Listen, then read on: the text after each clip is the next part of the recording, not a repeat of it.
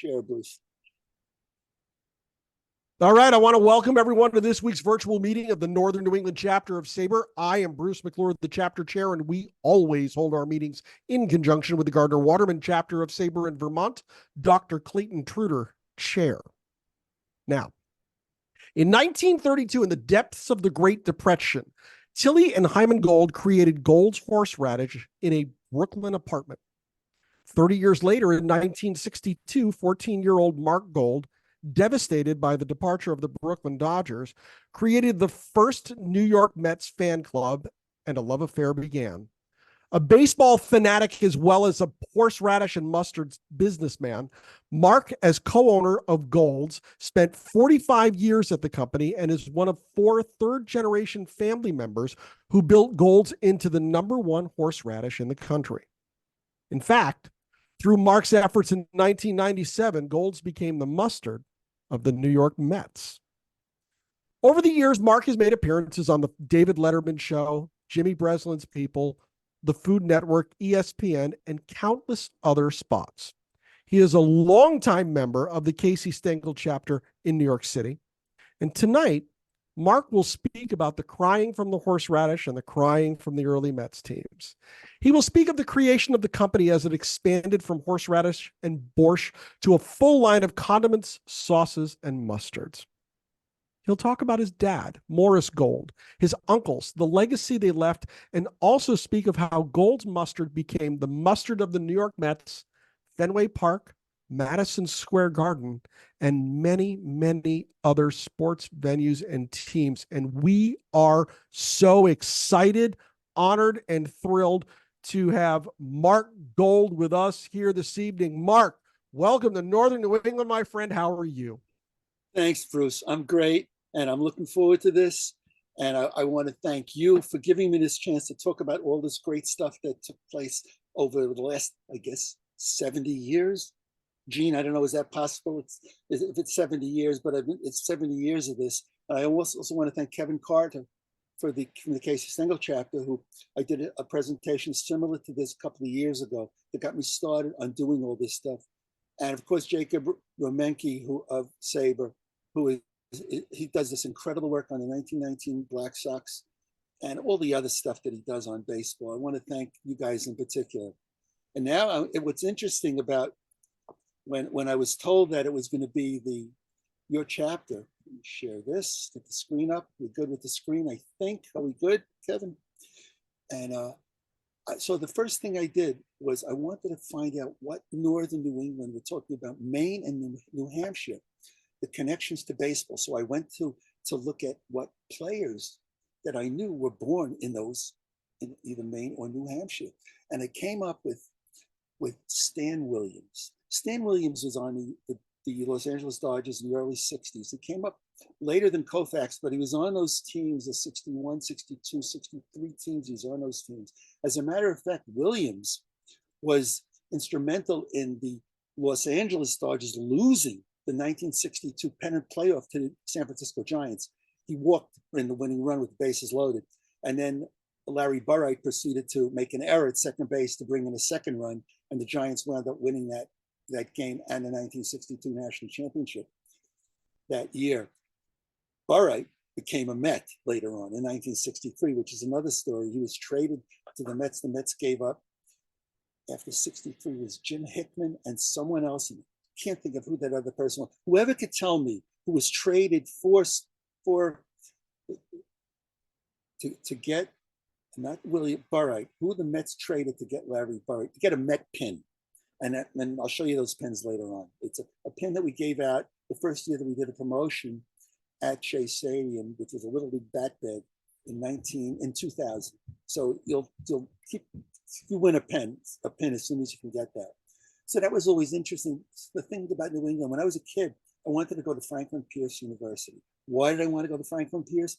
It just seemed like the great place to live. I liked the idea of living in the great Northeast, and I liked the idea of the weather, and it just fascinated me. Of course, I wound up going to LIU in Brooklyn, but that's where I wanted to go, to Franklin Pierce University. And it always intrigued me. Red Rolfe, the famous third baseman on the Yankees in the 30s, he was also from, I guess it's Penconk, New Hampshire. Is that the right? Am I saying it right? He was also New Hampshire, but I couldn't think of any others. And it always fascinated me. This is Gold's horseradish. This is the bottle that probably you recognize. Now we've changed the label since we sold the company, which was in 2015, and they changed the label to this. But this is the label that we were brought up with. The new label is great. I think it's great. And we were thinking of changing the label, and it was also great. The story of Gold's goes back to 1932, as Bruce said, where my grandparents started the company. There was a cousin of my grandfather who was grinding horseradish on the streets of Brooklyn. It was in the Williamsburg section of Brooklyn for passersby who needed horseradish. And he rented a spot on the street in front of a store. He actually rented a storefront where he would grind the horseradish. This is a cousin of my grandfather to whomever wanted horseradish. Well, the cousin got into a fight with the landlord. That is the landlord who was paying rent to for that spot on the street. And they got into a dispute and they got into a fight. And my grandfather's cousin got thrown in the sin bin for disturbing the peace.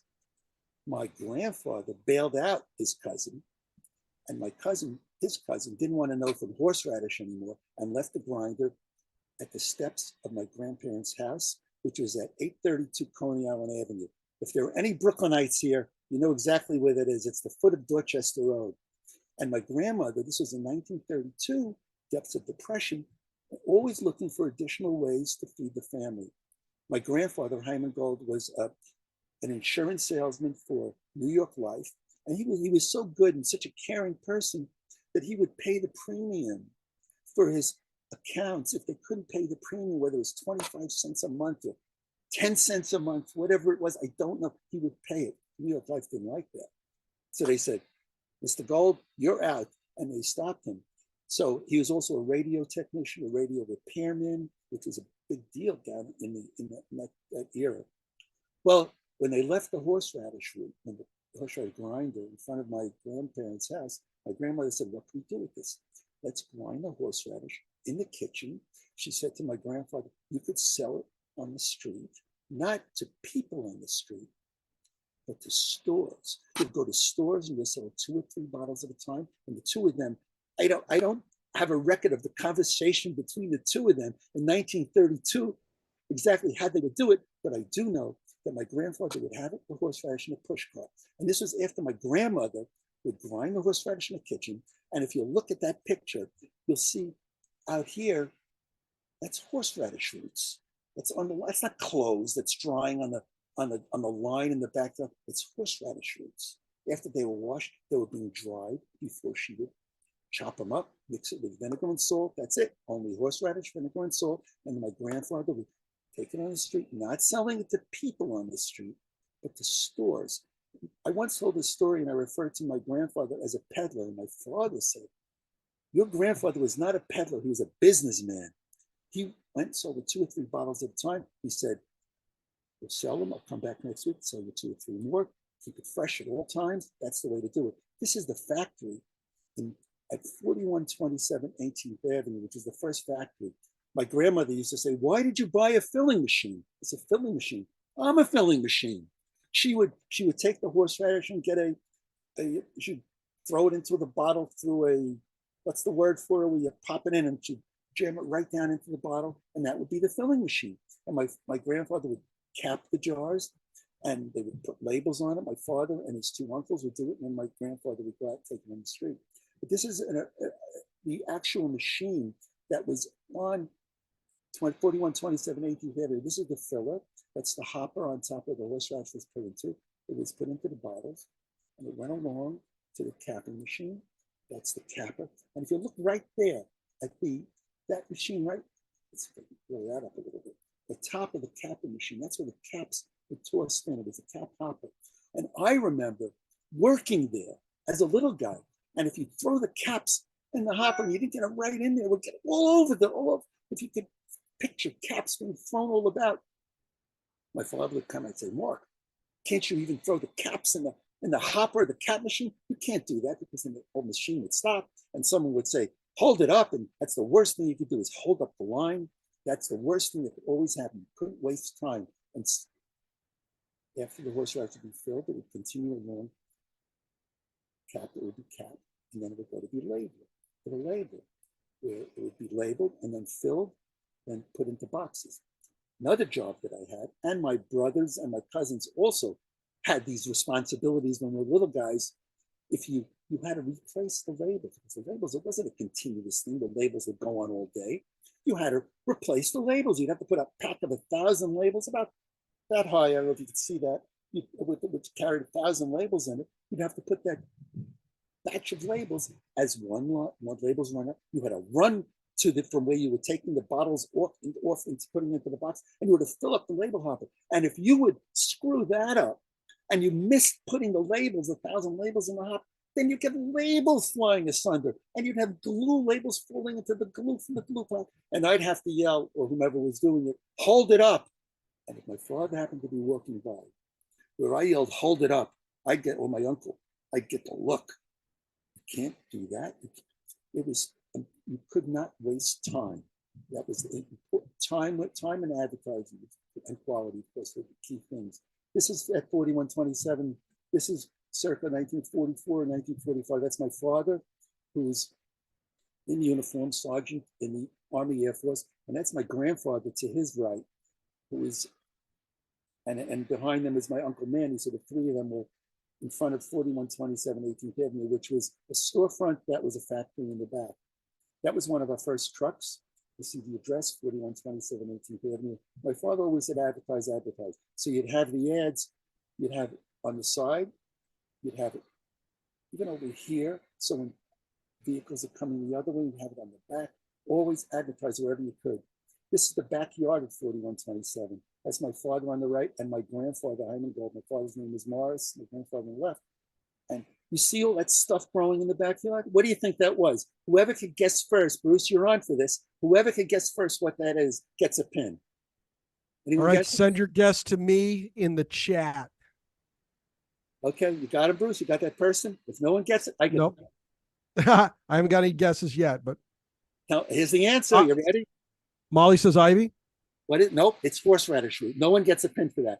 Nope, Eric Barr said horseradish. Oh, Eric Barr. Okay, so he gets it. Did he get it before I said it's too late? I don't know. You're the judge, Bruce. I don't know. We'll give it to him. You know what? We'll give him a pin. But that is it, because the horseradish grew so wild that it was called the galloping root. That's why it was called horseradish. Advertising. Miss Horseradish 1951. I was 4 years old then, so I don't exactly remember anything about that, but I do know that is Miss Horseradish 1951. Then this is Miss Horseradish 1952, and that's my Uncle Manny on the left. And if you'll notice, what she's holding is not a bouquet of flowers. It's a bouquet of horseradish, for God's sake. She was given a bouquet of horseradish for becoming Miss Horseradish 1952. And here's my uncle is presenting her with it's a doll. It's not really an Oscar, but it's something with a bottle of horseradish. So she won the Miss Horseradish contest 1950. But it was all publicity. Always to get the publicity, always to get the public relation. It's so important. My father came up with this great idea in the mid-50s. This was the era of the Beat Generation, and borscht is a drink, for those that don't know, that's a summer drink, and it's a cold, you serve it cold, and you put in sour cream in it. It's a delicious cold drink. So my father said, let's do an ad. Get cool, man. Be a beatnik. And look, that's a beatnik, right?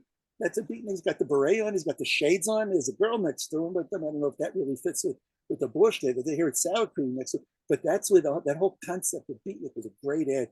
My brother resurrected that ad in the 90s because it was such a cool ad. It just so made it. We always advertised with the chains. This is one of the chain brochures. We had our full line of products. These are the 4 bottles of horseradish that we had through all these years: the red, the white, the cream style extra hot and sweet, which is beets. That's the 4 of us.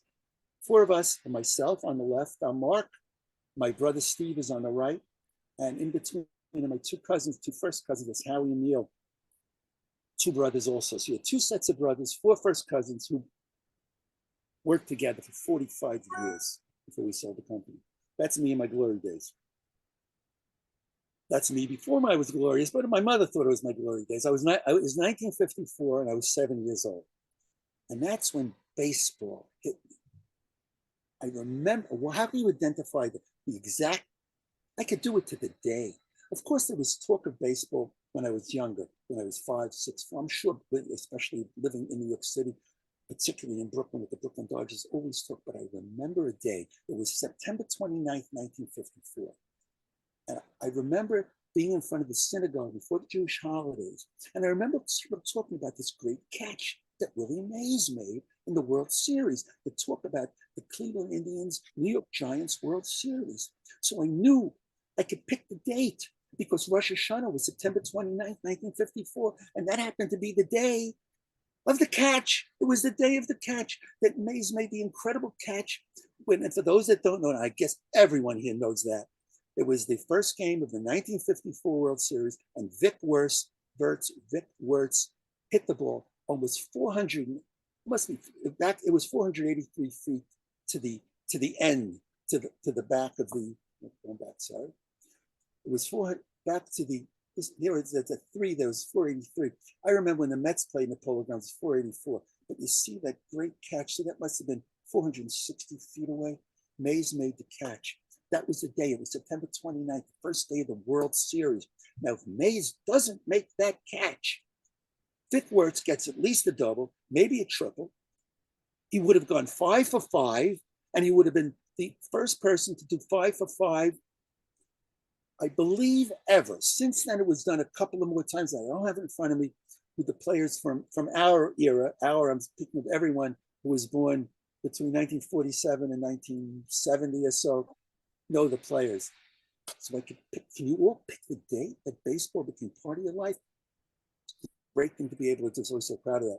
Came Brooklyn Dodger fan, and that's Duke Snider's autograph, which I personally got. I was at a card show. I was with my daughter when she was maybe 8 years old, and went up with a line to get Duke Snider's autograph. I got Duke Snider's autograph. I still have that, which is incredible. But I became Brooklyn Dodger fan, and so now.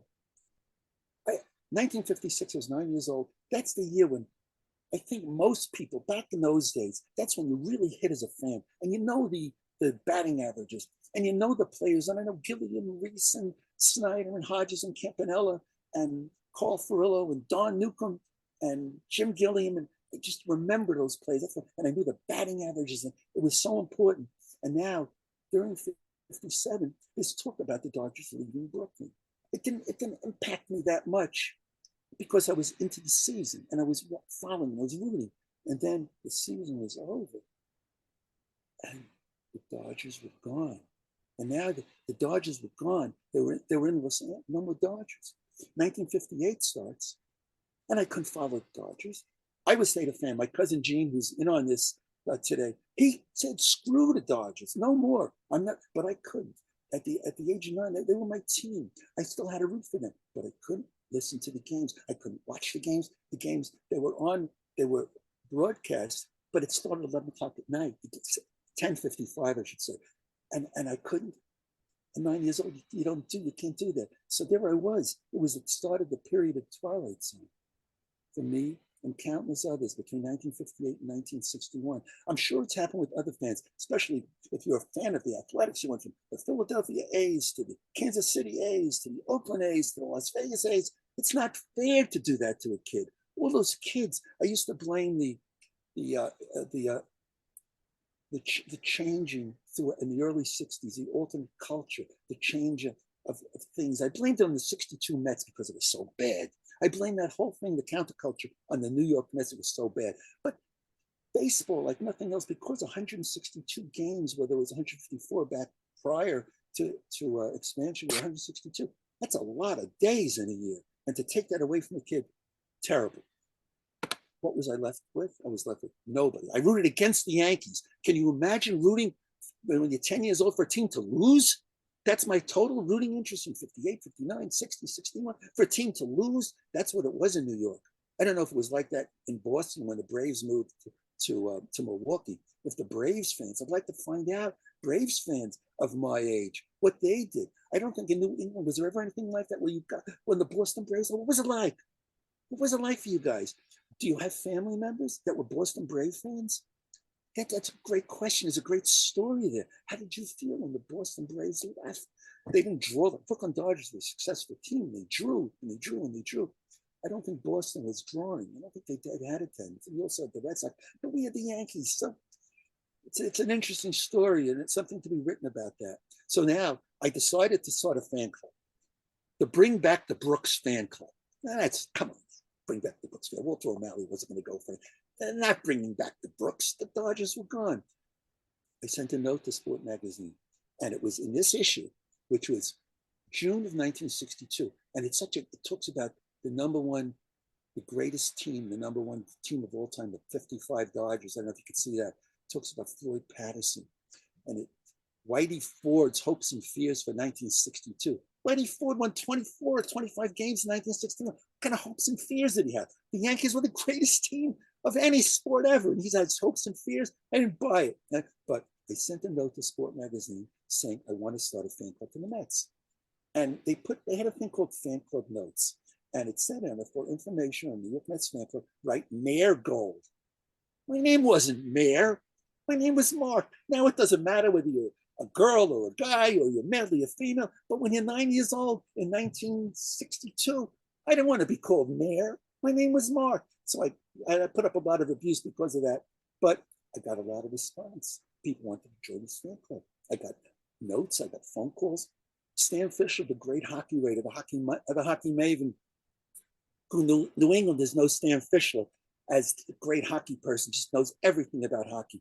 And he goes back forever. This is in May 23rd, 1962, in the New York Journal American. Stan wrote a story about me, about this fan club, that this string bean growing in Brooklyn Tech, an 8-year veteran of the Canarsie stickball circuit, became, what did I say? A string bean currently growing in Brooklyn Tech. He has me quoted as saying it takes a certain class, a certain intestinal fortitude to back the Mets. Any fair weather fan can root for those unmentionable Yankees. So he put that thing, and I started getting phone calls in the night. My mother, I didn't get the phone, I was 14 years old. And it's not that I had a cell phone. We had a phone in the bedroom and a phone in the kitchen. And my mother said, what's going on with these phone calls? But they wanted to join this fan club. Meantime, I was nuts. This is a typical score. This is actually 1966. So I was already growing up a little bit, right? I was 16 years old, 17 years old. And I kept score of every game, every Met game. Bud Harrelson, Eddie Bassu, Ken Boyer was a Met, Cleon, Jim Hickman. And I kept score. Jack Fisher, Bob Miller, they were playing the Cardinals, race of Becky. And I just kept detailed score of everything. It was so nuts. Baseball, I was nuts about baseball. Then I started a fan club that had this publication. I called it the Met Maze.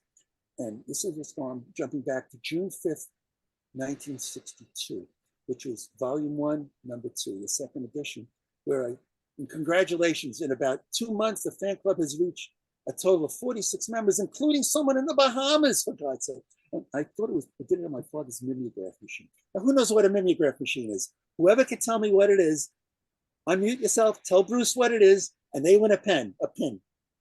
Anybody doing it?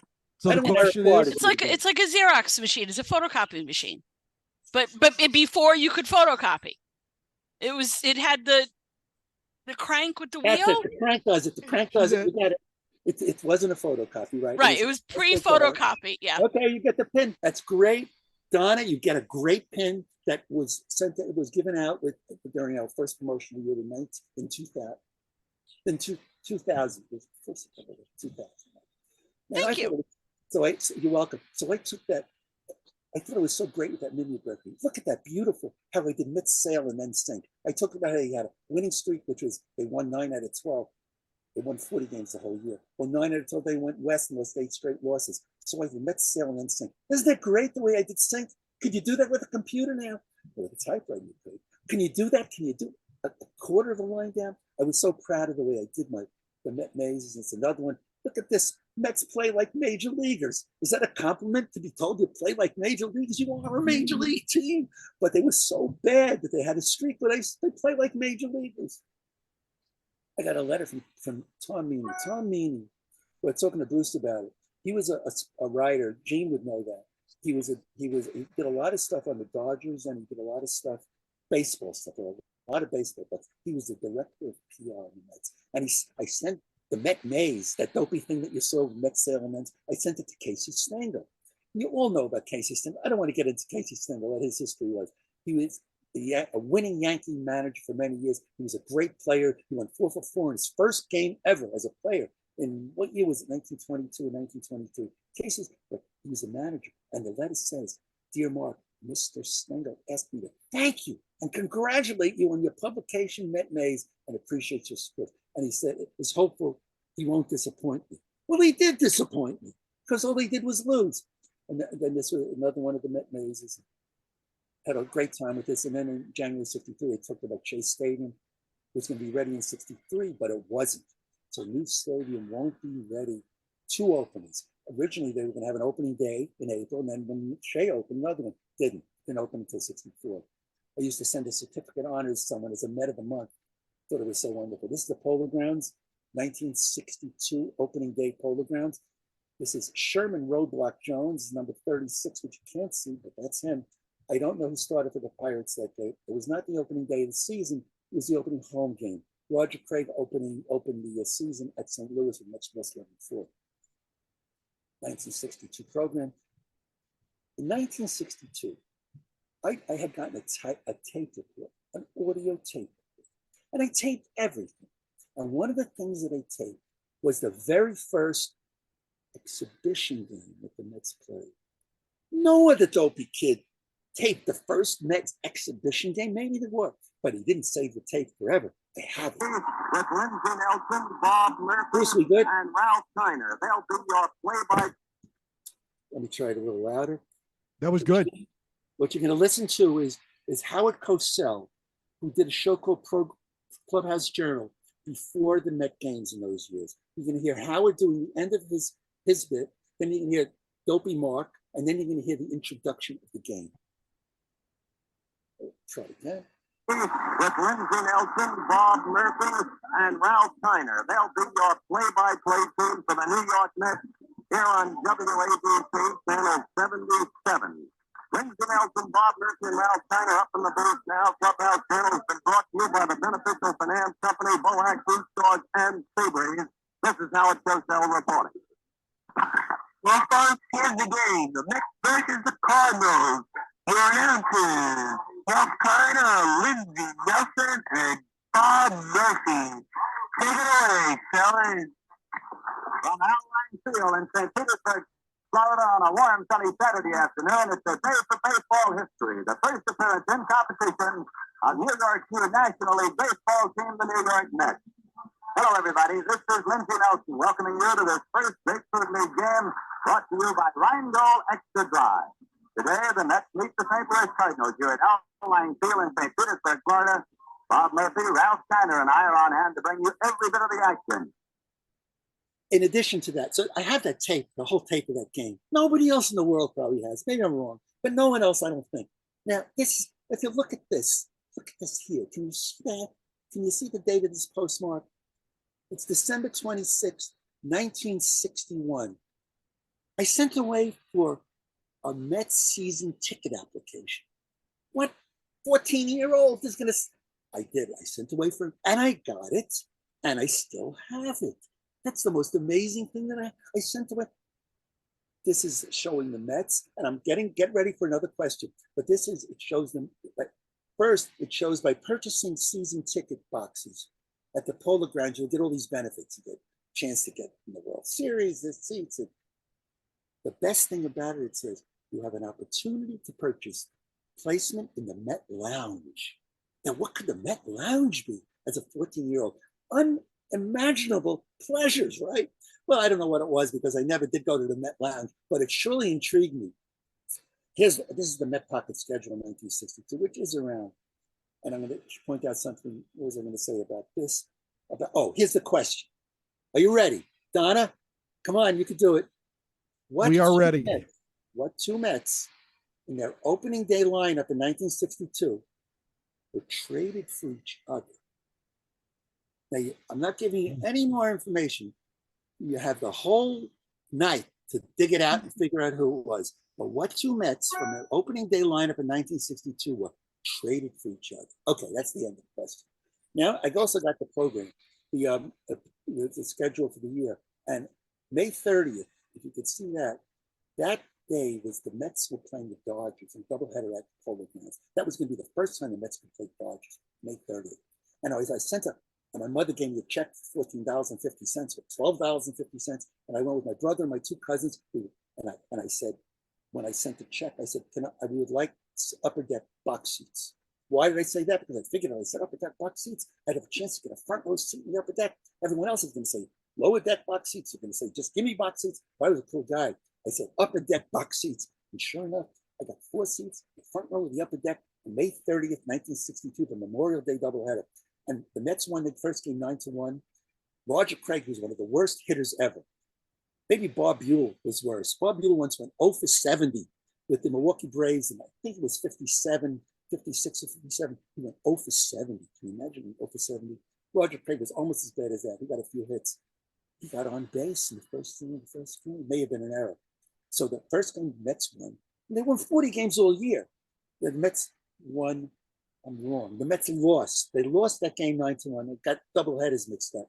Second game, they lost 13-8. Interesting about the second game was that Koufax. It was Koufax's first game against the Mets, May 30th, 1962. Gave up 8 runs. Dodgers won both games of that doubleheader. The Mets lost 2 of the 120. This is part of the season ticket application. And if you look at what it costs for $215 for a box seat for 81 games, a total of $215. Now, if you were to try to get a ticket for opening day at Citi Field, it probably cost you $1,000 for opening day. $215 for 81 games. I got a letter from the Mets. He told me again, I wanted to bring the fan club to a game. He said he would send it. More of the fan club. It's a peak. Then comes the games in 1962. Hobie Landreth was the first person that the Mets picked in the draft, in the expansion draft. Casey Stengel said, you probably heard this quote before. Why did he take Hobie Landreth? He said, because if you don't have a good catcher, you'll have a lot of pass balls, which is pretty good. And Landreth was a pretty bad hitter. But he did catch the ball occasionally. On May 12th, 1962, it was another doubleheader. And it was at the Polo Grounds. And I was watching that with my friend Stewie Farber. And we were watching the game in Canarsie. And Hobie Landreth comes up in the bottom of the ninth, 2 out, Mets losing 2-1. Landreth comes up to the plate, Mets down 2-1, man on base, 2 out, bottom of ninth. Warren Spahn pitching for the Braves. And Landreth hits him into the left field stands.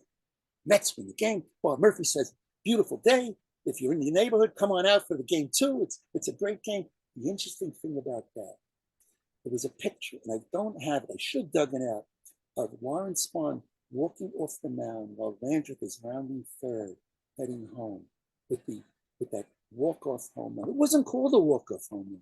It was called a game-ending home run in 1962. But you saw Warren Spahn walking off the mound. And that's probably what started the term of walk-off home run. Then in the second game, Gil Hodges came up in the bottom of the ninth. It's a home run.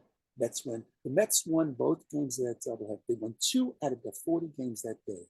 The winning pitcher of both of those games was a pitcher by the name of Craig Anderson. His record after those 2 wins was 3-1. He lost the next 16 decisions. He wound up 3-17. And to that game, that day, he lost 16 in a row, became record 3-17, lost 2 more in 1963, lost 1 in 1964, with 16, that's 19 straight losses, am I right? And the streak is still alive. And Craig Anderson is alive also. So if he comes, and what the Mets should have done when they had Alzheimer's Day, Craig Anderson was there a couple of years ago, and they should have taken advantage of that great publicity and have Craig Anderson get on the mound and talk about that stuff, but they did. But that's my thinking in my business is always that. Take advantage of these things and advertise and use all these things to build up the perception. Gil hit the home run in the second game. This is the original Frank Thomas.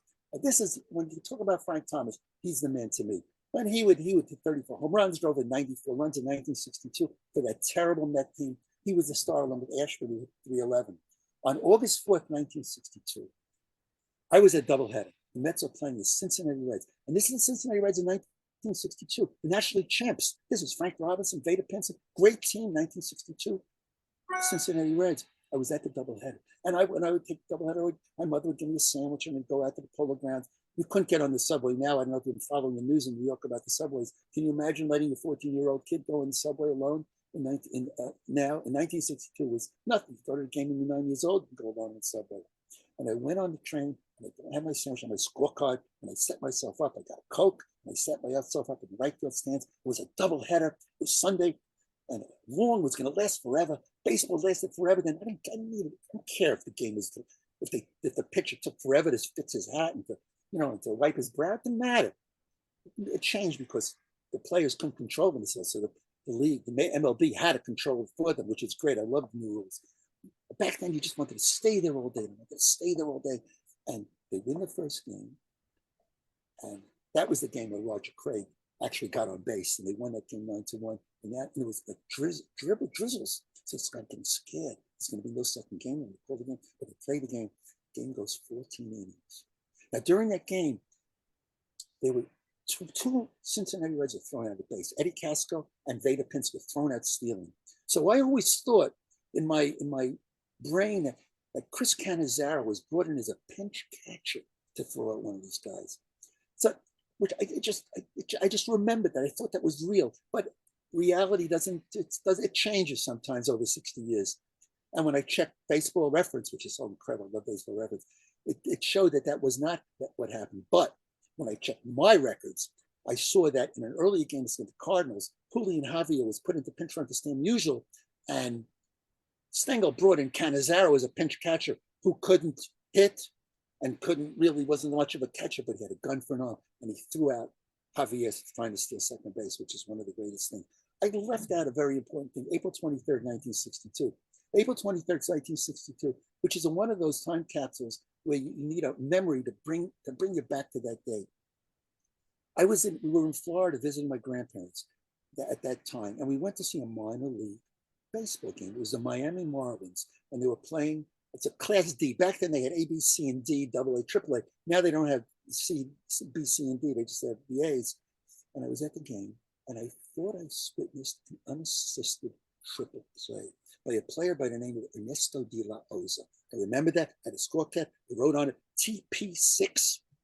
Saved it for years, but time makes things disappear, and it disappeared. And I was no longer 100% with that. Maybe it was a double play. Maybe it wasn't. Maybe it was someone else that did it. But then the internet opened up. And there was an announcement during that game, by the way, I neglected to say that the New York Mets won their first game ever. That's how I know the date. So I knew I was there on April 23rd, 1962. So I knew on that day, Ernesto de la Oza did the triple play, I thought. And now when the internet opened, my cousin Neil, who was a whiz, an internet whiz and a computer whiz, he looked it up, and sure enough, on April 23rd, 1960, the Fort Lauderdale Sun had a note that Ernesto de la Oza did an unassisted triple play. So it really happened. Now we're getting back to Frank Thomas, and he hits that home run, and it was just a wonderful, wonderful day. And then there's Marv. Who doesn't know Marv Thornberry? In New England, I don't know if you know much about Marv, but he was called Marvelous Marv Thornberry, not because he was marvelous. He was called Marvelous Marv because he was not marvelous. But the one thing he could do was hit. And he had a powerful left-handed hitter, came up with the Yankees. Actually, if you look at the records, he batted 1,000 one year for the Yankees, which I was always amazed. He was 2 for 2 1 year in the late 1959 and 1960. So there was one game, and the date of the Thornberry home run was August 24th, 1962. And this was the famous game where the Mets had 5 first base coaches. Can you imagine 5 first? Well, Cookie Lavagetta and Sally Hemus were the Met coaches back then. Lavagetta got thrown out for arguing the call. So Hemus moved over to third, and Casey Stengel took over as the first base coach. Hemus got thrown out of the game for arguing the call. So now the Mets put Stengel at third, or Stengel put himself at third, and they needed another first base coach. Gene Woodling, left-handed hitter who had some great years with the Yankees, was on the team. So he took over as the first base coach. They needed Woodling as a pinch hitter. So Richie Ashburn, who did not start the game, he took over as a first base coach. Now they needed another pinch hitter. And Marv Thornberry, who was the last first base coach, he replaced Ashburn as the first base coach when Ashburn came up as a pinch hitter. And now they needed another one, and Marv came up, the first base coach, came up to the plate, bottom of the 9th inning, Mets losing by 2 runs, two runners on base, and on that incredible day August 24th, 1960, Marv hits a home run to the right field stands, and then the Mets win the game. Which is interesting is Kevin Carter, who I mentioned from the Casey Stengel chapter, he was born, he somehow, I don't remember how he got that, he was born 3 days later. So if his parents were Met fans, they had this great thrill of Frohnberg hitting a home run, and then they had the kid was born 3 days later. Found that amazing. 1963 was a great year. If you consider going 51 and 111, it was a great year.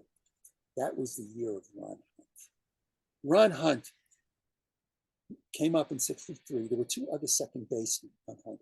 I don't know if this chapter knows that much about Hunt. He always hit. He could hit him by pitch, didn't bother him. He was hit by pitch. He led the league in hit by pitch for a couple of years. Then he would later on he was hit by pitch 50 times, over 50 times. But nothing could faze him. They had Burritt, was one of the second basemen, and Ted Schreiber and Hunt. The three of them came up. They were fighting for the position. Burritt started the season at second base, and he did very poorly. And he also made that error in the 62 playoffs caused the Dodgers to lose. So I didn't like Burritt. And Schreiber, who was the other second baseman, which is he was the second base for a couple of games, he wasn't good either. Interesting about Schreiber, he became a teacher at Thomas Jefferson High School. And I was there when Schreiber was a teacher. So I interviewed Ted Schreiber about baseball and stuff while he was a teacher in Thomas Jefferson. But Hunt went over to Stengel and said, I'm better than those two guys, Burritt and Schreiber. Let me start. Stengel put him in at second base. It was in Cincinnati. He walked his first time up ever. Second time up, he gets a hit. And Cincinnati, it was still Crosley Field in 63. It was still Crosley Field. But on the scoreboard, they had the players' batting averages. But they didn't put up, Hunt told me this, the batting average after he was 1 for 1 in his career, they had his average as .999. They couldn't go to the fourth digit. It should have been 1,000. It always bugged Hunt. But Hunt was so great. Hunt told me another story. In 63, during the preseason, Bob Gibson was on the mound. I told Bruce the story. Gibson was on the mound, and Stengel told Hunt to kill some time. Play around, tie shoelaces, kill some time because I want to get a relief pitcher ready to come in. So Hunt plays around with the shoes, and ties shoelaces, he straightens his hair, he scratches his neck, whatever he does. And meantime, Gibson, I don't know if you've seen Bob Gibson pitch. He was on the mound. He wouldn't take anything. He was sweating, sweating down, and he was getting pissed off at Hunt. He knew what Hunt was doing. So meantime, Snyder, who was on that 63 Met team, came over to Hunt and said, Gibson's going to drill you. Hunt gets into the batter's box, and Gibson drills him. Hunt doesn't do anything. He just goes to first base. And Joe Cunningham, who was the first baseman in the Cardinals, said, Ron, geez, you okay? Geez, you must have looked like it hurt. And Hunt said, just tell Gibson to pitch.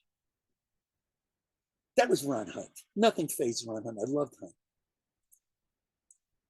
Let's see if we can get this. Let's see if we can get this. I'm not going to go for it. It's Snyder, Hodges, and Duke Snyder and Gil Hodges both played we were on that 63 Met team. And for a while before Hodges was traded, he became the manager of the Washington Senators. And then the Washington Senators sent Jimmy Pearsall to the Mets as part of that transaction. And Snyder was on that team. Snyder wore number 11 at the beginning of the year because Charlie Neal wore number 4. And then after Neal was traded, Snyder took over as number 4. Let's see. It's no good. Pearsall. Me and my buddy Alan Kravitz. And Alan Kravitz and I, we shared all the miseries of this team. We would talk after every one of those terrible losses, and we'd get to games once in a while. We were at the game. If you look at Pearsall, why is his back to the plate? What's he doing? He's about to touch home plate. He said when he hits his 100th home run, he's going to run around the bases backwards. And he did. And he ran around the bases. And that's the picture of Jimmy Pearsall. And Jimmy Pearsall became a fun announcer with the White Sox. And my buddy Alan talks about that. We miss that as New Yorkers. We not that we didn't have great announcers, or we had Bob Murphy, who was wonderful. But we didn't get to hear Jimmy Pearsall as an announcer. This is Tim Harkness. Tim Harkness, unless you're a diehard Met fan like me and Kravitz and a couple other guys, Harkness doesn't mean that much to you. But in 1963, on June 26, 1963, it was a day day game at the Polo Grounds. Now in 63 and those years, day games midweek were not televised.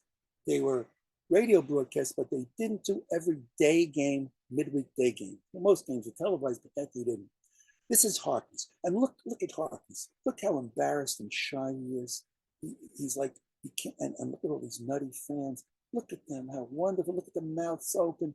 What? Look at that, the excitement. Look at them. I would have been one of them if I was at the game.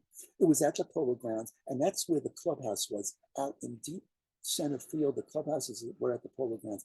And they were yelling for Harkness to come out. There were no bows, I don't think, in those days. Maybe someone can correct me on that. Did players come out with bows after a home run? Were they called to take a bow into?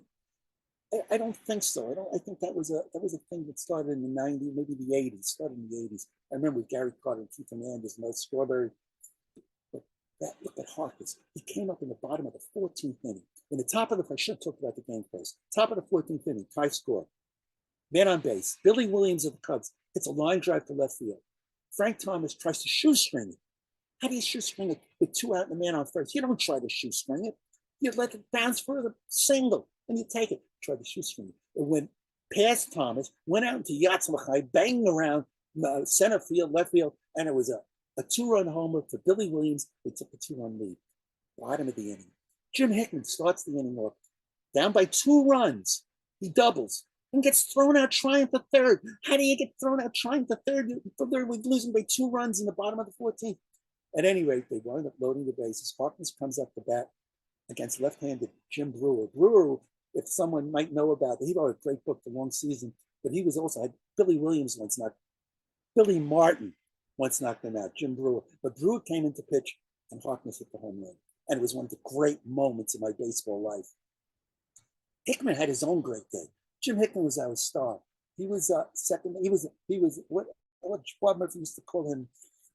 Just had great things to say about him, but he always looked at third strikes. Anyway, it was August 9th, 1963, and Roger Craig came into that game with a record of 2-20. What pitcher in the major leagues has a record of 2-20?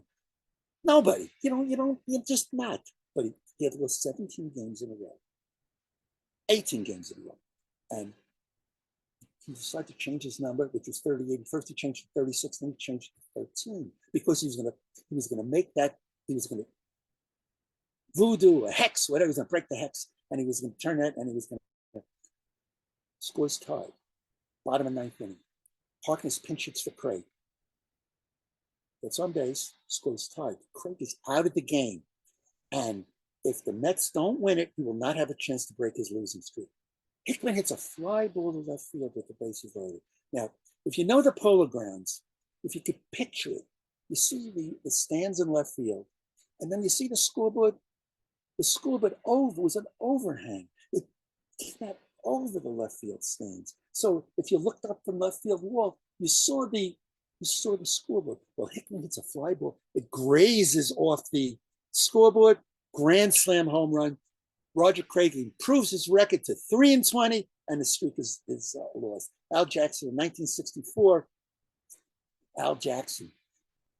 This was in 1964 was one of those great years. What was a great year for the Mets? When they didn't finish 10th, that was a great year. 1968 was a key year because the Mets beat out the Houston Colts and finished 9th. So how could, just like when the Mets ownership, when the Cohens got rid of all those pitchers last year on August 1st, the Mets were still in the race. I couldn't handle that. As a fan, even if we finished 9th instead of 10th at work, you don't throw away your season in my head. I didn't care about next year. I didn't care about this year. I wanted, so that it bugged me about the Mets, what they did last year.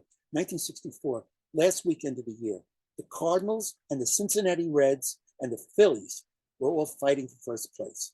And the Mets in 10th place were going to be a factor in the pennant race. They went to St. Louis. Friday night, Gibson, the great Gibson. I hope some people here saw Bob Gibson pitch. There's no one better than Gibson. Gibson, Koufax, and Marichal. There's no one better than those three. I was thought Koufax was number one. Marichal was incredible. And Bob Gibson had that spectacular 1968, 112 ERA.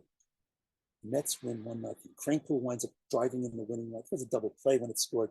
But The Mets win the game 1-0. And Jackson told me this story. He said, as I walked through the clubhouse to get to the Met clubhouse, the visiting clubhouse, the Cardinals looked at me and said, "Did you do that? Where did that come from?" Shutting out the great Gibson in a game where the Cardinals needed to clinch the pennant. The next day, Saturday, Mets won again. 10th place team beating the first place team. Now, on the last day of the season, if the Mets win that last game of the season, it's a three-way tie between Cincinnati, Philly, and the Cardinals. Now, that Saturday night, I went to a Jet game at Shea Stadium, which just opened, Shea Stadium. And there was a World's Fair bus, so I took the World's Fair bus, which crossed me from Shea. I went to the game, and the Jets had this great win, and I'm riding home on the bus, and I'm thinking, wow, you had the Mets. The Jets won that game Saturday. Tomorrow, the Mets are going to disrupt the whole national pennant race. It's going to be a great, and they're not so school until Monday. I have a whole day not thinking about school. It was going to be a great thing. Mets actually took the lead in that game on Sunday, wound up losing, and the Cardinals wound up winning the pennant and wound up defeating the Yankees in the World Series. That could have been the greatest weekend of my life, except for the weekend I got married. Then in 1986, Jimmy Breslin did a story on me. Why did he do a story on me? That's me and that's Breslin. He had come to our house in Canarsie on December 31st, 1962. This was after the first Mets year. And he was writing a book called Can't Anyone Here Play This Game? And he went to the Mets, and the Mets said, there's this dopey guy that lives in Canarsie. He's a kid of 14, and he knows everything about the Mets. You should go and see him. So Breslin comes knocking on the door, little Swash, if anyone knows about Jimmy Breslin's history. Great writer and a great fan of the underdog, and just a good, deep person who cared. But he was a drinker. And he came to our house. I don't know what time it was, because I was asleep. And he knocks on the door. He goes, can I speak to Mark? My mother asked him who he was, and she knew Breslin. And they wake me up, and I come out of bed, and he starts asking me some questions. And now it's 1986, and he wants to know what happened to the kid from 1962. When I was involved in the Horseradish. Now we get to doing business with the Mets, and this takes place in the first meeting with the Mets was in 1997. But we had purchased a mustard company before we moved from Brooklyn into Hempstead. We were in Brooklyn from 1932 to 1993. And then we moved to Hempstead. We bought a mustard company. We incorporated the mustard company with the Horseradish company. And Paul Danforth, who was in sales, vice president in charge of sales and getting people to advertising with the Mets, he saw that when we bought the mustard company, we took the label, it was Baker's Mustard, but we put that Gold's on there because we wanted to advertise Gold's, of course. You know, Baker's was a great name in the restaurants of Manhattan, but there was no label in the stores that said Baker's Mustard. So we put Gold's on the gallons, and we were planning on putting it on the retail sides also. So Danforth saw that, and he called up Gold, and can I speak about, we want to talk to someone about doing business with the Mets. So our office staff, which was Chris Farina and Terry, was Chris Farina and Cheryl. But Chris said, puts me on the phone, and someone from the Mets wants to talk to you. Can you imagine? Someone from the Mets wanted to? Why does someone from the Mets want it? I was still a nutty fan all those years. I didn't stop in 1963. Every game was still important. They can say, yes, hello. And Paul Danforth for the Mets. I see that you have our mustard, which has, her name was Christy Pietro at the time. And she got married, I think it's back to DiPietro, I'm not sure. But Danforth says, why don't you would you like to come and pay us a visit? I'd like to talk to you. Wow. So I put on my mitzvah suit, and I dress all pretty. I look real nice, and I go to Shea Stadium, and I appointed with Paul Danforth of the Mets. And I'm in the waiting room, and I see all this great signage. And finally, Paul comes out and walks me into his office, and I pass by Nelson Doubleday's office, and Fred Wilpon's office, and I pass the office. I'm overwhelmed by this. Now I'm a grown-up. I'm 47 to 97. I must be about 50, right? So now I'm 50 years old, but I'm still like a dopey kid, like now. Like I'm doing this stuff. I was so overwhelmed by it. He calls me into his office, and we're talking, and I tell him about our history, my history. And he said, we have your mustard here. We'd like you to sponsor the Mets. So immediately the thing was my sponsor the Mets. Wow. And inside turmoil is going on. But it's like great stuff. The idea of advertising, Mets, advertising, baseball, mustard, horseradish, advertising. But I had to control myself. Fine line, businessman and fan. You can't, you can't you can't be a fan when you want to be a businessman. So I controlled myself outwardly, but inside, oh, I'm going nuts inside. I said, well, I'm talking over with my partners. And he says, okay, we talk about a proposition to do an ad in the yearbook. And I pretty much agreed to it. I said, I'm just going to make sure. As soon as I got back to the office, I didn't talk to my partners about it. I just made the call. I said, yeah, they agreed. We're going to do it. And I negotiated $1,000 off the deal. And we became a sponsor of the Mets. And we changed the label because now we wanted the same mustard, but we wanted to say Gold's big prominently. And my brother came up with the label. We put the bottle of horseradish on the label to tie in the horseradish with the mustard. And no longer was it this, but now it's this. So now, when this was before, this is an era where there were no boutique restaurants. You couldn't get French food at a Shea. At a game, you could get a hot dog on mustard, hot dog and a beer. That's all you can get. Make cotton candy for the kid if you brought the wet ones. But that's all you can get. You can get all this great stuff. You didn't have those fascinating restaurants, and you didn't have brisket, and you didn't have you get the gist. All you had to get, so it was great. So now, in addition to the gallons like this, were at the condiment stands, all the condiment stands on the ballpark, and we did an ad, and now I was convinced this is like incredible advertising that everyone was seeing whenever when the Mets wound up putting out ketchup in there too for a couple of years, gallons of ketchup, gallons of mustard, great advertising, 40, 50,000 people in Shea Stadium as the team got bigger and better through the years. It was 97, right. As it got close to the 2000, the World Series year and contending every year, it got more important. We did an ad in the yearbook, which was silly. I made sure that the Polo Grounds was in that ad. But I asked some questions. How many of the 10 who played third base on the original 62 Mets can you name? If anyone can name those 10 by the time I'm done, not anybody, whoever names the most, when you're ready, before it's over, have your list, and you'll recite your list, and we'll decide who has more. You can't cheat. You're on your honor. You can't cheat, although it'd be tough to figure that one. You can't cheat. No cheating allowed. We had get press on it at the launch to cut the mustard, where we put the mustard in retail size, New York deli mustard, and you keep competing with mustard, you're competing with French, you're competing with Gould's, big competition in the mustard business. And that was the jar we put on the shelves. We put that mustard on the shelves. And the ad in the program, if you remember what a yearbook looked like then or now, it's 1,000 pages. So maybe it's not 1,000, or maybe it's 130. And then the ad gets lost in the ad. The program was a better chance to put in ad. So I came up with an interesting program, I thought. This particular one was all-time Mets save leaders. And people like us, SABR people, love that. Like to read the stats in 1963, who led the Mets in save? Larry Bernard with 4 saves in 1963. Love that. And then I got into this with the best of the Mets year by year. I took every year, 1962, 63, and I picked them. I had such power. I could pick who I thought was the best of the Mets in every year. No one voted on this, whether it was, I don't even know some of these guys' first names. Kevin Elster was the best shortstop. Rafael Santana. Look at these names and shortstop. Harrelson all those years.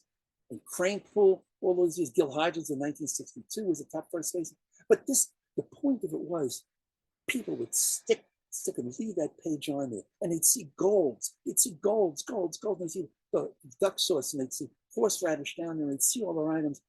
That was my plan. When we put in the program, it wasn't so many pages, cost less because it's the program. Then we got great press. There was somehow I was involved in. They were thinking that I wanted to buy the Mets, so I got press on it. What the heck? So I wanted to buy the Mets. Yeah, it should be nice to buy the Mets. Wasn't gonna. The packets. These packets were delivered. When you got the hot dog or your seats, you get the packet of mustard. You need a screwdriver to open these things up, but they would hand them over to you when you'd be sitting there. You get these, and it was advertised. 50,000 demos a game. Everyone, they not only were they demoing the mustard, but they were seeing the name Golds. So which was for horseradish, not just for mustard, because mustard, we had competition with it. We were the only horseradish New York Metro. Even throughout New England, where it was Hannaford, Stop and Shop, Purity Supreme, we were the only, for the most part, not 100%, but we were above 90% up in New England. We were 100% down in New York Metro. But as you got further northeast, it was all about advertising. These are all about bobblehead promotions. We hold the record, I was telling Bruce about this, for consecutive bobblehead day promotions by a single manufacturer. And bobbleheads didn't become a thing until around 2000, 2001. It was the Giants did a Willie Mays thing, the Mets did a Mookie Wilson thing, and Tom Seaver thing, but it wasn't where every team had 7 or 8 to 10 bobblehead promotions in a year. We had all these bobbleheads every year. The first promotion was a Little League bat bag. This was in 2001, and I thought it'd be great. All these the Little Leaguers would carry around the bat and the glove and stuff, and I thought it was great. It would say Mets on one side of the bag and Gold's Horseradish on the other side. Great advertising. How many Little Leaguers? Well, it didn't have the impact that a bobblehead did, which is what we did the next year. This is the pin that Don, I'm sending a pin. This is a pin that we gave out with the back bag. It's not that big. It's teeny. It's a teeny pin. If you could picture it the size, let's see, like a little bit bigger than maybe a $50, size a quarter, not size of a quarter. So Donna, don't expect that. It's a little teeny pin. Remember that. Don't say, that's no pin. I don't want that. Remember that. So we gave out that pin in addition to the back bag. And we also had with the Brooklyn Cyclones, we did a promotional day with them. Which was great about the Mets was that on let me get to Piazza first. Piazza. With the Cyclones, we put an ad on the foul line. I wanted our sign to be on the foul line. That was the best place to be. Whether it was or not, I don't know. I'd like it to be delineated by the foul line. In 2001, we did a Little Bat Day. And it was a lot of fun. It was great. But my partners didn't like it. They said, there's a lot of money. It's too much of your fan BS. And you can't do all this baseball stuff just because you're a Met fan. And so I had to prove to them that it was real, that it meant something. So I got from the Mets, I had a listing of everything we got. And we got, in addition to X amount of dollars that we could give to the buyers, we got tickets for games to go to every game. We got suites for each of us, each of the 4 partners, to go to one game each. We had a game that there was one game day of the promotion where they would give us a huge suite for the day, and there was advertising that they would do in the newspaper, they would on the radio ads, television ads, a lot of ads, but still couldn't convince all of my partners. So the 4 of us. So we never voted. We had meetings in the hallways. That's because we're always busy. When you're in a business, you don't have time to. It's wrong because you should talk, but we only would meet, like I said, we'd meet in the hallways because we were busy. And I wanted to do the promotion for Piazza. And my cousin Neil, he said, I don't care, whatever you do it. I don't want to be involved in this. My brother Steve said, I don't want to do it. So that I wanted to do it. My brother Steve didn't want to do it. My cousin Neil said he didn't care. So it was up to my cousin Howie to make the call whether we do it or we didn't do it. So Howie said to me, if you can get the Mets to give us a Piazza bobblehead day.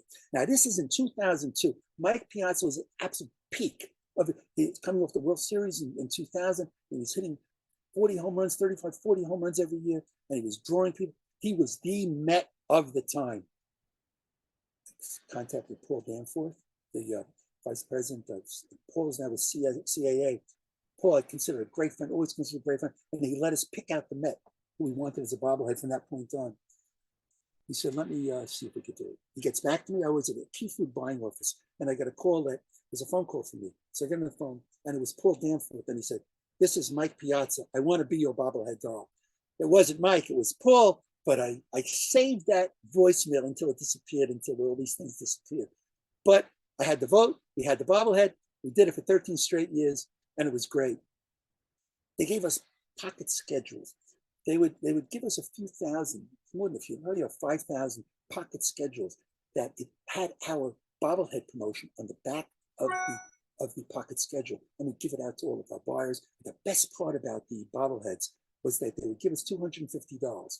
So 50 would go to the 4 of us, 50 each, and the other 50 I would send out to buyers, not customers, not retail customers, but the buyers that stopped and shop, the buyers that shop at Wallbats and Pathmark, and I would give it to them. And the doll was great. It had said Golds on it, and they would, back to Mike, and so they put this on the back of it, on the desk, behind them on the desk, or they take it home, put it on the fireplace, or put it somewhere, but they saw Golds all the time. And these are buyers. So now the perception is that it's something more than, we were big, but this put us up on another level.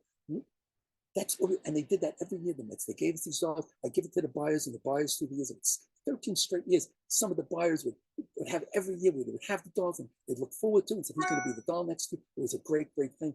Pocket schedules I give it out. This was John Franco when he was a second year. And I like the idea of that little C. You see, a little C was a captain. And we did John Franco, Bob was a pocket schedule of 3. Kaz Matsui. I don't know if anyone remembers Kaz Matsui, but I was told by Paul Danforth, I have to talk to him about that. I was told that Kaz Matsui is going to be the next Ozzie Smith. He was not the next Ozzie Smith. He was okay for a while, mostly bad, but he wound up playing in Japan. And it was interesting about him, on the promotional day when we did the Matsui, going back now, let's see, go back a little, sorry. When we did the Matsui bobblehead day, they let us put out wasabi, which is a new item. They let us put it in Shea Stadium for that game, that weekend. It was a weekend, 3 games, so we had the wasabi there. Pedro Martinez, they let us pick everyone, so we picked Pedro Martinez the year they got him. In 05, they got him. Unfortunately, in 06, he was injured, which is another story. We're in the Hall of Fame. You can't see it, but you see that little bobblehead on the top above number 43 next to the NYPD. You can't see it, but that's a David Wright bobblehead. He's in the Hall of Fame. Gold's is in the Hall of Fame. Of course, they rotate things that they put up there. He's there, though. And I said to the person at the Hall of Fame who I sent him a bunch of dolls, and he said that we're going to keep David Wright and Pedro Martinez because we think they're going to be Hall of Famers. So that's why we're in the Hall of Fame. Well, Loduca in 06, look at that great catcher's miss. I love that idea of the catcher's miss. He was a bobblehead in 06. This is when Loduca, we did they had us let us do a press conference. They did it with Kaz Matsui also. And when we were doing Kaz, I heard muttering behind me while I'm making a presentation, like I'm talking, there's cameras, all sorts of stuff. And I hear muttering behind me. So I wondered, why was there muttering while Matsui? And I was told that the translator was telling me everything I was saying, was translating all the words. This is Loduca, and I'm handing Loduca a hot dog with horseradish sauce, all sorts of great stuff on it. He wasn't too thrilled with it because it was so hot, but he ate it, and we got some great press from that. These are the first 6 bobbleheads that we did. These are ads. Now, my partner said, you're doing all this stuff with all of this, these stats. I had stats. It's gold. It should be gold. Why don't you change the program? Instead of all these numbers, put up big bottles of horseradish. That's why you're promoting horseradish. So I said, well, I don't know. But I gave in to that. I sort of sensing it. So for the last bunch of years, we did that huge ad rather than the ad with all the great stats. And all the SABR people saying, why don't they go back to those great ads? Santana in 08, we picked him. Beautiful Shea Stadium. K-Rod. When we did the Francisco Rodriguez, look at that. And then he did this. There's no sound to this. What a great plug, television plug. And they did this for 3 weeks prior to the bobblehead day itself. So it said golds all over about the bobblehead, which I just love that they did that. And I didn't ask them to do it, they just did it. Jason Bay, you guys know about Jason Bay. Any connection? He hit 30-something home runs with you guys, came to the Mets and was absolutely pathetic. I don't know why he was so bad, because he was a good guy. He got a couple of good hits, but he was so bad. So now, and this is the box. I was always so concerned about the box. You see what says gold horseradish and white on the box? I wanted it to be bigger, and I wanted the year on it. So they made it bigger, and they put the year on it. It was 2010, so they made the size of gold horseradish bigger. 2010, they put it on top. I wanted to say golds everywhere, and I wanted people to save the box, and I wanted to put the doll on top of the box. Belson of the New York Times, Belson did a story on bobbleheads that they want more action from the bobbleheads. Look at that plus. It said golds all over the New York Times. And this probably went all over the country. It was gold's horseradish in New York Times. Perception. Like Davis in 2011. Then Belson comes up with this idea about a curse. He said, every time any of your picks for bobbleheads, they all had a lousy year the previous year. Let's go back to the list of the bobbleheads of all we had. This list, and let's see, come on now. I got it. There it is, okay. The first one was Mike Piazza. After the 2002 year, he was never the same. He had 6 home runs, it was real stiff. Franco, got injured in '03. I don't think he had another save after a good year prior, but he was Kazmatsui. We know what happened to him. He went to Japan and he went to a couple, never was any good. Pedro Martinez, he fell in the dugout in the '06 before the playoffs started. Pedro falls in the dugout. He was cursed. David Wright wasn't cursed yet. He wound up getting cursed later on. Paul LaDuca had, in '07, had all of these issues with off the field issues. He was cursed. Johan Santana, his no-hitter wasn't exactly a no-hitter because the umpire blew it, and then he just never was the same. K-Rod punched his father-in-law in the clubhouse. I don't know if that was much press in New England, but he punched his father-in-law. Why did he punch his father-in-law? Who's going to guess why? Because he was cursed. And Jason Day comes up with a terrible year. Ike Davis runs into David Wright trying to catch a pop-up, and he was done for his whole career. So we decided to go with bobbleheads for players that were not active. So Belson does this whole story about the curse. We get a story in the Staten Island Advance. We get a story in Sports Illustrated about the curse of the bobblehead. It was a great Keith Hernandez and then Dwight Gooden in 13. And let me tell you a quick Dwight Gooden story, because Dwight Gooden is an amazing person. I think he still is. I met him a couple of times since then. But what we did was we would get the right to pick someone who's going to throw out the first pitch. And we picked, in that year, it was the Dwight Gooden missed it. Okay, we get the doc. Coming up. There's Doc. So when we did the Doc year, we picked someone from Staten Island and his family. There was a tragedy from Hurricane Sandy. And so we picked this kid to throw out the first pitch in the game. And Dwight Gooden was the bobblehead day. And Doc sat down with this kid in the dugout and talked to him less than 20 minutes. He was just talking to him. Gave the kid as much time as one. The kid came out of there with his eyes wide open from the experience of Dwight Gooden. So now we're in the suite. They give us a suite the day of the bobblehead day. And I'm there with my partners and all the buyers from all the chains, from the Wallbound Stop and Shops and Hannaford's and Costco. And they're all in there and they're all loving this stuff. And I'm looking with Catherine Marquette, who was the person at the Mets that we dealt with about advertising. And there was supposed to be this sign, was supposed to be in the camera well next to the two dugouts on first base and third. I didn't see it. So I said, Catherine, where is it? It's cost a fortune, this stuff. Where is our sign? So she starts texting away, and she can't come up with this, And this is a deal breaker, but this is where the fine line hits it again. Fan and businessman, I could have negotiated the price down because they didn't give us that sign. That should have been in two spots for the game, and it was not. But I said to her, Catherine, if you can get Dwight Gooden, come into the suite, all is forgiven. So she starts texting away and she says, Doc, I'll be right up. And he comes into the suite and he's signing autographs. He's taking pictures with who never wanted anything. And he just was it was a gem. He would sign the dolls. Whoever had the doll, he would sign the dolls. This is what Dwight Gooden was like. It's so unfortunate what happened to him. Not only from a baseball side, because of how great he could have been, but have a person like that, the quality person like that represent the Mets and represent baseball. It's such a tragedy on so many levels what happened to Dwight Gooden.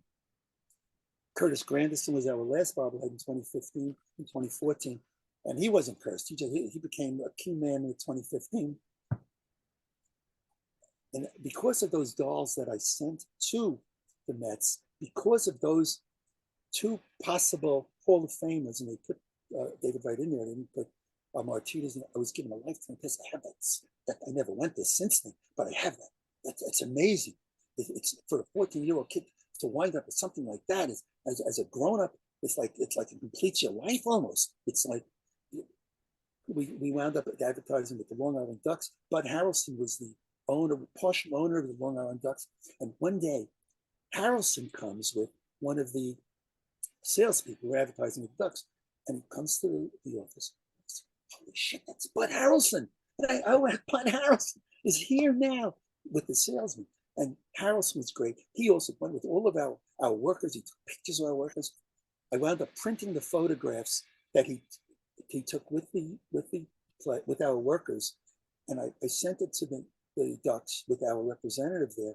And I put the names of each of our persons, whether it was Paul or it was Jose, all of the names. And I said, could Bud sign each of them personally, these photographs to each of these players, which he did. That was Bud Harrelson, which is interesting about Harrelson, because he told me one quick story about Harrelson. After he had the fight with Pete Rose, 1973 World Series, I hope you guys know about the fight with Pete Rose, when Rose was sliding into second base and he bashed into Harrelson after Harrelson threw the ball, really did a job on him, and Harrelson came up fighting, and they started, and Rose wound up getting hit, knocked into the ground, and of course it's Pete Rose, and the fight eventually got broken up. It was a very quick fight. But the next year, in 1975, they were playing a game, and where was Cincinnati? Where they play, Bruce, after Crosley Field? Riverfront. Riverfront, yeah. Riverfront. So they were in Riverfront, and Rose was playing left field for the Reds, and Harrelson was shortstop for the Mets. Harrelson was a very bad hitter, and what he was worst at was hitting home runs. Because I think he hit 6 home runs in his career, 7 home runs. He hits a home run over the left field stands. Rose is in left field. He hits a home run over the left field stands. Harrelson told me the story. As Harrelson and Rose are crossing paths, Rose coming in from left field, Harrelson going out to shortstop. Rose looks at me and says, "What was that?" It was just one of those great moments. I could just imagine it happening, seeing it happen. We did the Staten Island Yankees when we advertised. I want to get to, we did the Madison Square Garden. We did the mustard of Madison Square Garden. And this little dopey mustard, this is a little 1.5 ounce jar they put in the suites where all the hot shots go. They bring it over, or if you get room service and you get that thing. Great advertising. The people that bought us, it was a private equity. They didn't want to know any of this sports stuff, none of it. But I want to tell you a story about, which story was it? Well, I told you, I wanted Steinbrenner. And I tell you the Steinbrenner story, I'm going to start cutting it short because I can go on forever. There's so much more stuff. We were doing business with the Mets. And although doing business with the Yankees is sort of a shonda for a Met fan, it's like not the sort of thing that, but it's business, I want to do business with the Yankees. So I made an appointment to see Volume Services. Volume Services was the in-house distributor that ostensibly distributed to Yankee Stadium. That was their only customer, Yankee Stadium. That's who I made the deal with. And I went to them, I tried to make a deal. So I parked in a great spot because I'm a salesman, and it was an off day. It was the day after the Yankees had played the Braves and into the game. And I go and I take my scorecard, my advertising stuff that I did with the Mets, and I show the guy, Anthony Parmigian was the person that saw Volume Services, and I show him my stuff. He tells me that it's coming up it's available to advertise the Yankees, tell me what it costs. I said, "Oh, jeez, it's a lot of money." And so I make my presentation, great guy, I make my presentation, and now I'm in Yankee Stadium. And can you imagine having your way in Yankee Stadium to walk wherever you wanted? And I'm going through the barrels of Yankee Stadium, and I'm thinking of this. And I come to the Braves, the walkway to the Braves dugout. And I look left, I look right, I don't see anyone there, and I walk into the Braves dugout. This is after the game of the night before. There's no game going on. I walk into the dugout, and I'm amazed at what I see. And to my left is the lineup card. That was the Braves lineup card from the game, and it's on the wall with a tack against it on the wall. I had my satchel, right? I'm a businessman, I have my satchel. I said, "Gee, should I take it?"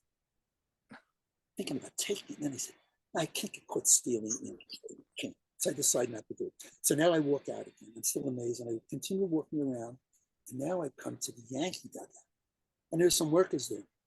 So now I can't just do what I want. So I said to the worker, "Can I can I go in there?" And he says, "I don't care what you do." I had my clearance, right? So I walk into the Yankee dugout. I sit down there. I look at the plaque. The Bat Boy was up there, some other fascinating stuff. And now I just about had my fill.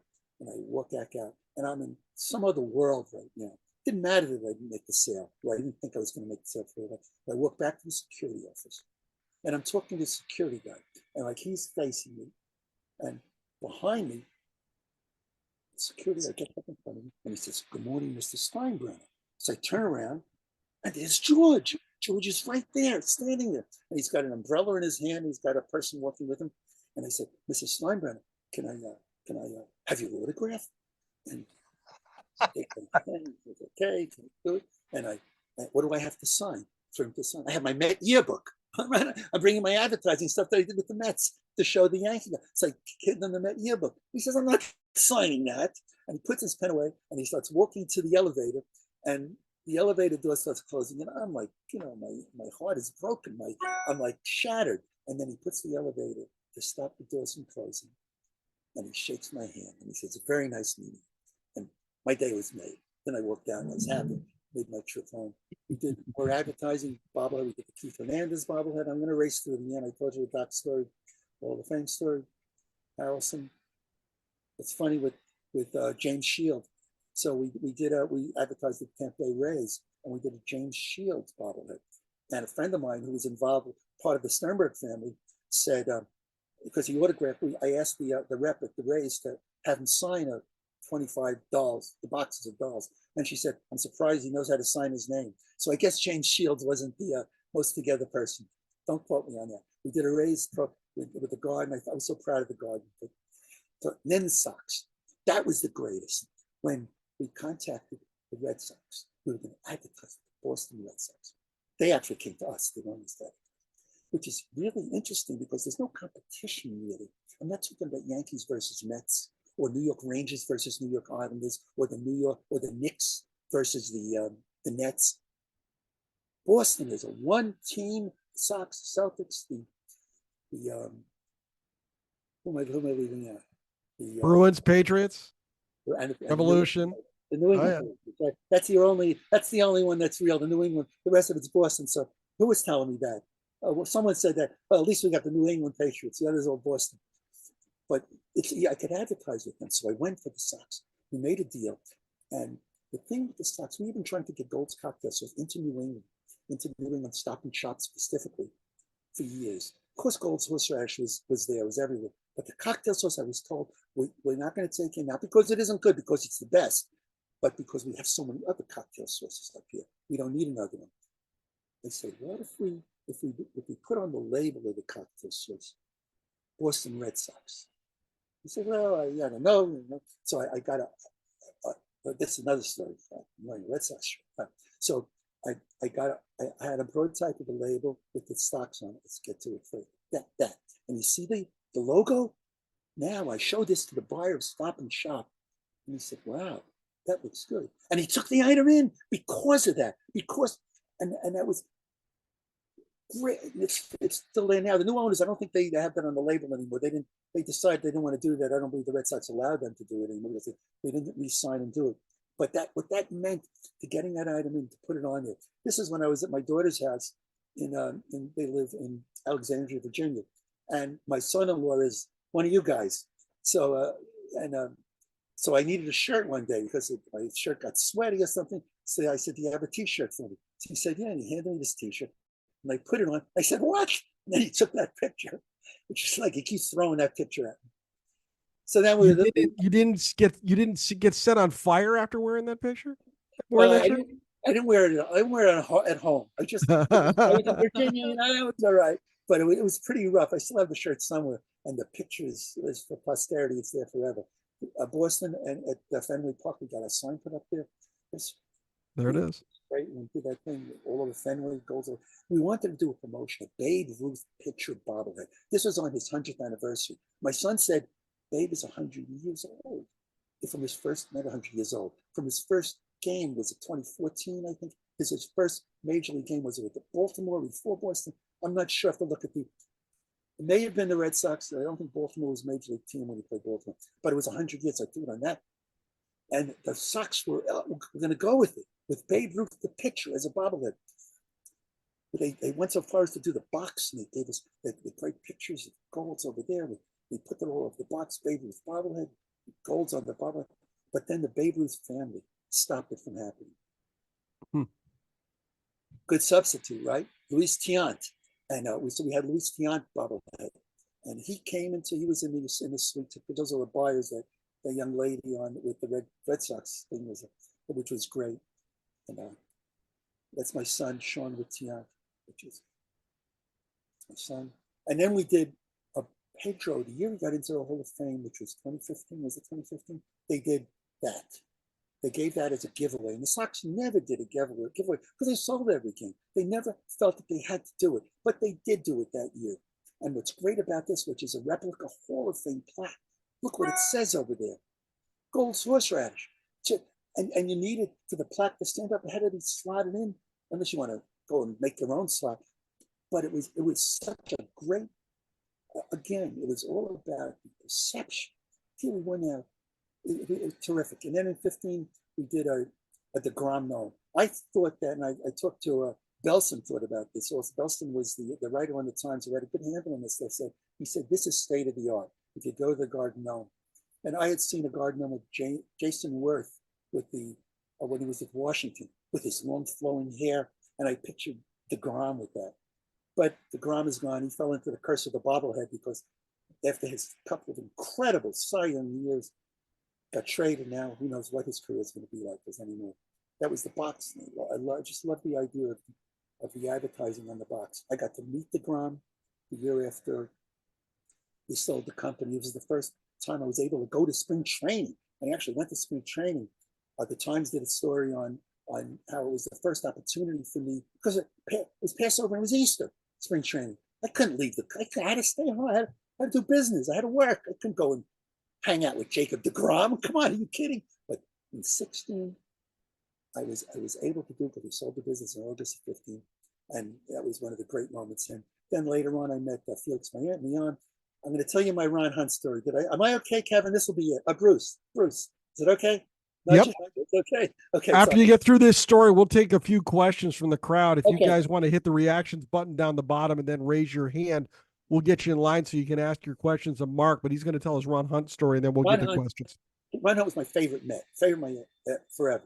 And I'm going to a game, and my son calls, I'm going with my wife, and my son calls up and he says, Dad, the Mets are doing an alumni day where they're going to have, Ron Hunt's going to be standing there signing autographs at the desk. I said, wow, Ron Hunt.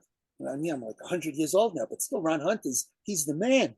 And so I get online to talk to, and I keep talking, trying to talk about the first game when he got the hit, his first hit when he drove in there 2 runs, and I talk about the hit by pitch, and I talk about the All-Star games, and he was pinch hit for Hank Aaron, pinch hit for Ron Hunt in the All-Star game, or else Hunt would have been up before Johnny Callison hit the home run, but that's another story. So, and I'm talking, and then Jay Horwitz is the Mets PR guy, who was ostensibly retired, but he wasn't, and he says, Mark, you're taking too much time. There's a whole line behind you. Want to talk to Hunt. And so my wife is standing behind me, says to Jay, I thought you retired. So Jay gives her a look, gives me a look. I know Jay, so I walk away. And now I ask if Ron Hunt has any family in there. And someone points out that's his son over there. So I go to Ron Hunt Jr. And I said, is it possible you interview Hunt? And he said, I told him who I am. And I said I would do a story in the Staten Island Advance, which I've done some writing for the Advance, and I really accept the story. And he says, I'll ask. Next morning, the Sunday morning, and I get up, it's 11 o'clock or so, and I put on listen to my voicemail. It's Ron Hunt. He's calling me. And on the voicemail, he said, I understand you want to do an interview with me. You can come by, tells me the hotel at 12 o'clock. It's 11:15. I'm living in Staten Island. Shit. So I call back and say, yeah, I'm coming. So I quickly shower, I quickly put on some decent clothes and get in the car, and I go into the city. He's on 68th Street or something on the east side. And now I have to look for parking spots. It's Sunday, and parking is manageable on Sunday, but it's not a cinch. I can't find parking. And then I see there's a police barricade on his block on 68th Street. So I said, well, I have to try this one. And I go over to the police, and I said, officer, I live in that building over there. Can I get in? Are you allowed to lie to the police? No, you shouldn't, right? But I did. I said, I live in that building. And the officer says, yeah, sure, go take your car in. So now, since cars were not allowed on that block, there was parking right in front of the hotel. Can you imagine in Manhattan to get parking right in front of where you're going? Doesn't happen. Went in, interviewed Hunt, had breakfast with Hunt, took a picture with Hunt. That's me and Ron Hunt. That's Mrs. Ron Hunt. And I'm not going to tell you my Carlton Billy story until next time. And that's my story with the New York Mets and Horseradish. One of the perks is that we were at B'nai B'rith dinner, and that's Rachel Robinson with my son. Can you imagine? She is baseball royalty. If there is baseball royalty, it is Rachel Robinson. And that's shown with Rachel Robinson. And that's it. Great to be able to do this. Now, where do we get the? Okay, so now we want to get to. The joy with which you talk about the New York Mets is incredible. It's amazing. Let's use the word amazing, because I have folks presenting week after week about their books or their research or whatever it might be.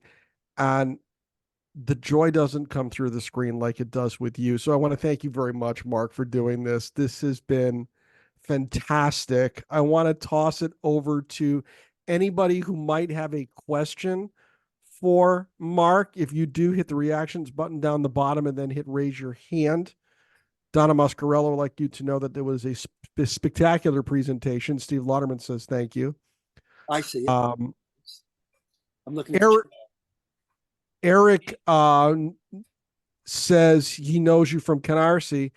Our parents were good friends, he says. Sure, Eric Barry. He's a baseball. This guy has a collection of stuff. The only thing, I showed him all of my stuff. Oh, I talked about it. And he was impressed with only one thing. And that was that application for a season ticket response that I got from the this guy has everything. That was pretty cool. That's Eric. Let's see. Oh, it's a lot of stuff on the top. Yep. Okay, I'm talking. Let's see. So, does anybody have any questions tonight for Mark? I'm not sure how you could have questions, seeing as how he was so thorough. I'm reading something from Mark Hoyle where he mentions Stan Williams is one of two guys to pitch in the postseasons in the 50s, 60s, and 70s. He was not in the postseason in the 50s. Mark Hoyle, he became a Dodger. He was not in the 59 team. Was he in the 59 team? Is that what you're talking about? You know, if Mark's still there. He may have been on that 59 team. You're right. I take that back. I'm not sure. May have been in the 59 team. Yeah, Mark has. I see that Eric is telling me that Larry Burritt and Harkless were both traded together for Bob Miller, who was 1-12 in 1962. Why would you trade two players for those 1-12, right?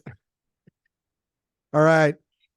Let's talk about next week here for just a minute, because next week, Tuesday, March 26th, we will have another fellow SABR member with us. Evan Katz will be telling his story, and it's really rather interesting.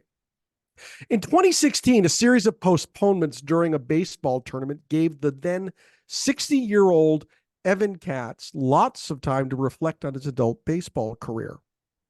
And he couldn't stop thinking about one crazy idea. Would a minor league baseball team offer him a contract so he could live his lifelong dream of playing professional baseball?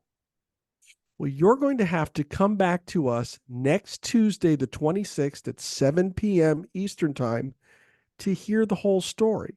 This is another story you're not going to want to miss, and you're going to have a great time hearing it. Marc Gold. Oh my goodness, this has been terrific. Thank you so very much for doing this. This was great. Appreciate it. Love I it. have two emails that I'm going to send out, one to Eric and one to Donna. I'll get their addresses and forward them along to you so that they can get their pin. Very one cool. of my treasured possessions. I won a pin the last time he did this talk. Very cool. Thank you very much. My pleasure. Let's get everybody out of here. This has been a great, great talk. Mark, thanks again. And we'll see everybody next week. Yes. Let's go Mets. Let's go Mets. Have a good night, everybody. Good night. Good night.